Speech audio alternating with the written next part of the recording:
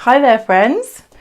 This is the second video where I'm talking about the evidence against using restrictive diets for weight loss. Just for the record, actually, in these videos I am specifically referring to diets that restrict calories or restrict food consumption or food groups, not diets that encourage you to balance nutrients for your hormone health or any diet that might have been recommended to you by a clinician.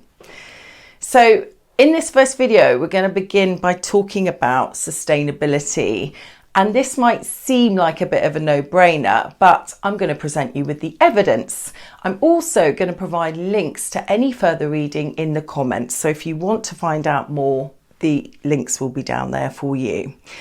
Restrictive diets are difficult to sustain because of the effect that restricting food has on your brain. Food deprivation directly affects your mind as well as your body. There was a famous experiment called the Minnesota Starvation Experiment that took place between 1944 and 1945. Now, I'm going to caveat this by saying that it's one of the many studies that was carried out on white Western males. However, it told us an awful lot about the psychological impact of restricting food. So these men were put on a diet that reduced calories from around 3,200 a day down to 1,600 a day. Now, if you've been on a calorie controlled diet, that might not seem extreme, but the result was that the men became increasingly obsessed with food. They talked about food, they reported dreaming about food, some of them even stole food, and they reported a number of other psychological symptoms, including fatigue, irritability, and depression. Restrictive diets have also been linked to binge eating, and this connection has been observed in humans and animals. And it suggests that a combination of dieting and restrictive eating can be a precipitating factor to engaging in binge eating.